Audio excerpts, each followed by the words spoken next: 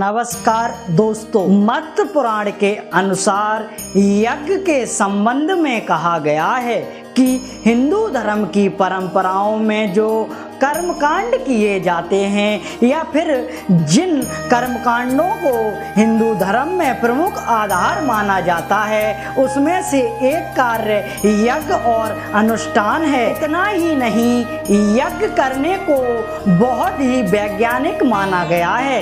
शास्त्रों में यज्ञ को बहुत ही ऊर्जावान बताया गया है। लेकिन दोस्तों, कभी आपने विचार किया या फिर आपके मन में सवाल आया है कि आखिर यज्ञ में मंत्रों के अंत में हवन करते समय या मंत्रों के अंत में स्वाहा शब्द का उच्चारण क्यों किया जाता है? यदि स्वाहा शब्द का उच्चारण न करें तो क्या होगा?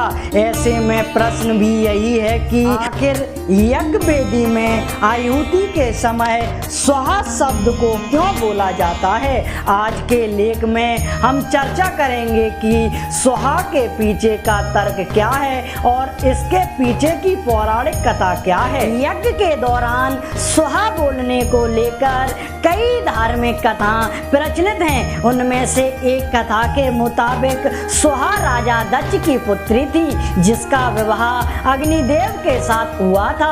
इसलिए जब भी अग्नि में देवताओं के लिए कोई भी वस्तु अर्पित की जाती है तो अग्निदेव की पत्नी स्वाहा को याद किया जाता है, जिसके बाद ही अग्निदेव उस वस्तु को स्वीकार करते हैं। सृष्टि के समय का प्रसंग है कि देवी देवताओं को भोजन प्राप्त नहीं हो रहा था।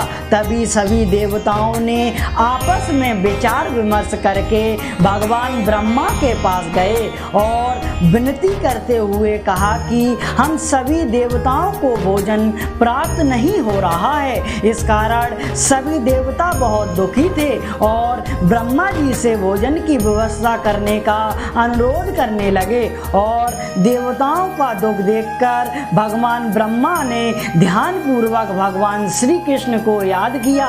श्री कृष्ण ने ब्रह्मा जी को भगवती मूल प्रकृति की उपासना करने का आदेश दिया।